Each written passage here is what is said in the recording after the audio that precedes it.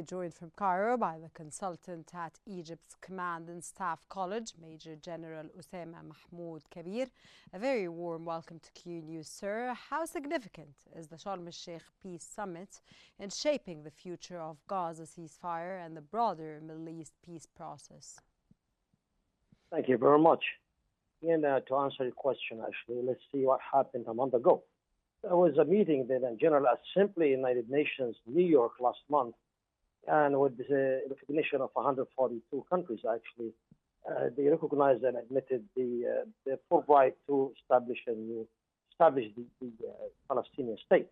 If you look at that, we would find that the American administration actually they didn't attend that meeting, but tomorrow we will have the American administration have Donald Trump, President of the United States of America, actually is attending this summit in Egypt. So the diplomacy of Egypt significance actually comes here as a robust and resilient one because we kept our oath, like to the Palestinian case, not to give up this thing, and it seems that the United States administration has recognized that too. So that's why Donald Trump is not only coming up to Egypt.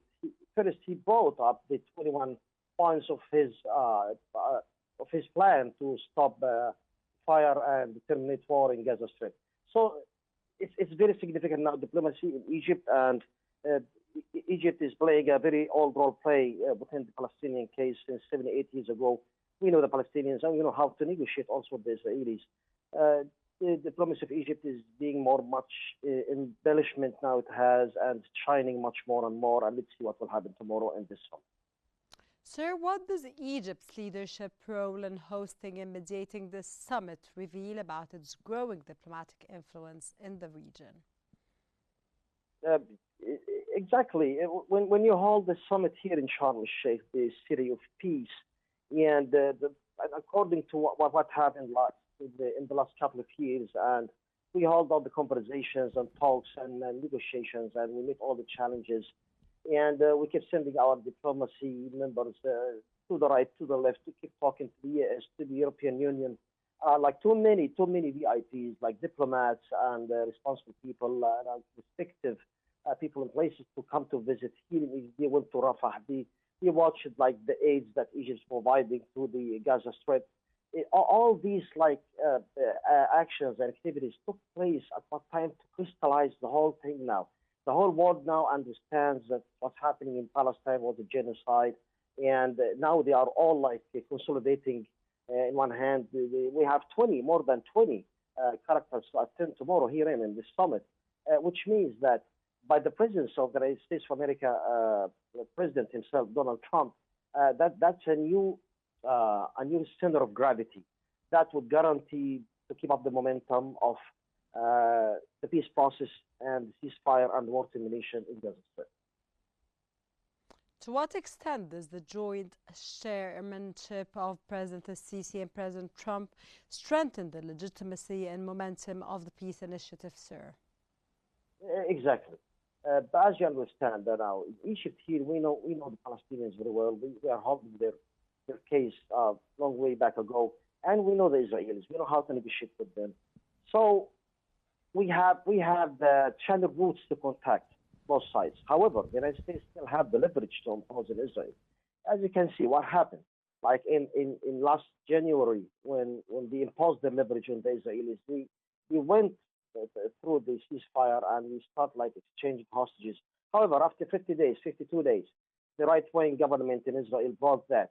So the United States actually didn't push on them again. After like 8 months from that date, and things got worse, and we kept calling like everyone, let's go back to the table. Let's put the papers on the table. Let's talk about that. No displacement for the Palestinians from the land to any other land. And the only way is just to bring everybody here in and stay around the table and let's see what you have. We will stop this. We need to terminate the whole thing. This fire is extending a little bit wider and wider. And finally, we have it now. The United States is coming up tomorrow here and this summit is great. And I think this is the guarantor to keep up this process within the upcoming new days in the near future. Sir, you mentioned that the United States is the grantor, whereas I want to ask you here your take about the key challenges that could hinder the implementation of the Gaza ceasefire agreement and the reconstruction phase that follows. From my perception, actually, the challenges that might hinder this process is that, let's talk about Israel first. If they would violate this agreement again, that would be very dangerous because we are passing through the very much sensitive stage now. It's the first phase. It's a little bit vulnerable. If we could go to the second phase, it will be a little bit stronger. So if the Israelis would violate that, and actually we got used to this before. However, I still say that the guarantor of the United States now here to impose leverage on the Israelis so we can keep up the momentum of the whole issue. Yes, However, sir, sorry to interrupt you, but that was why I asked you at the beginning of my question, with the United States, the grantor, as you mentioned, could, as you say now, Israel breach or violate this agreement in light of the United States, the grantor? This time, there is a very weak chance to do that. Because as you can see, look what happened yesterday in the square of the hostages when Stephen Woodcock started talking about the speaker saying, thank you, Trump, thank you, Woodcock, thank you, Jared Kushner. When you start talking about the head of the government, they start like giving that sound that we don't want this man because this time he's a weaker now. So a chance to breach or to break in this agreement within these days, no, it's a very, very like weak chance to happen. However, there is still a percentage that might take place. But I think the Americans this time are like going through this like very, very strongly, and they will try to build and everything to make sure that no breaks would take place in the near future. How does Egypt? Yes. Sir? Okay, go on, sir. Yes, something else. For Hamas now, I think they have a problem now. Hopefully the Israelis wouldn't take it like in wrong perception. We are talking about the corpses, the dead hostages they have. Most likely they know where are they exactly in the meantime. So the process of searching for these corpses, and I understand there are some Turkish units will help in that. Hopefully that wouldn't make any harshing to the other side. They will say they wouldn't give us the corpses, so they will give them the corpses, but that might take time. And that's why this is the only two key challenges I would put in with consideration for what's happening here now. Sir, how does Egypt's humanitarian support, such as organizing free transport for displaced families, complement its political mediation efforts? Yes, since the last couple of years, actually, Egypt have provided more than 70-80% from what all the world actually had provided to the Gaza Strip. These are numbers, and it's enlisted and registered in the United Nations files. However, for the displacement, we have thousands of families of those people who got injured from that war, and we kept them here in the hospitals, in the residence areas.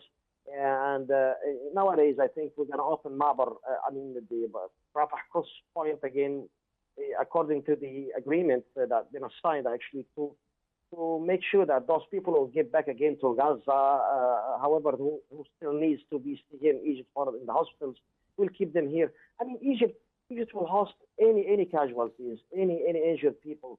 And this is something, it's not only the 2 years. 2 years, like big numbers. Like before that, for the last 8 years, we kept having and receiving Palestinians within the Egyptian borders to visit their relatives here and take the good medical care they need in the Egyptian hospital.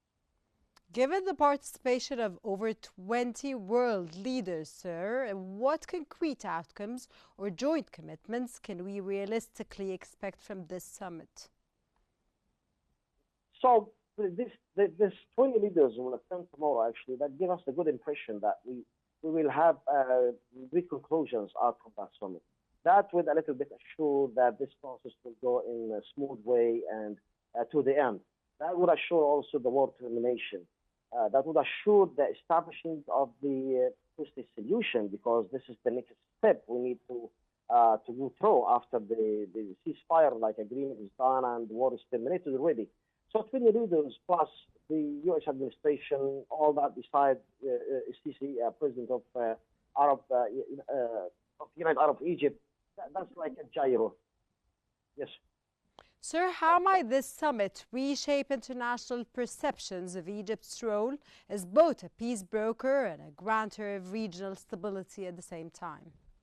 I'm sorry, I couldn't hear your question. If you could repeat that for me, please. Of course, sir. How might this summit reshape international perceptions of Egypt's role as both a peace broker and a grantor of regional stability? All right. So the influential diplomatic Egypt actually is very old. We are at the same distance from all the international community. The thing is that in the future, look at this. What happened?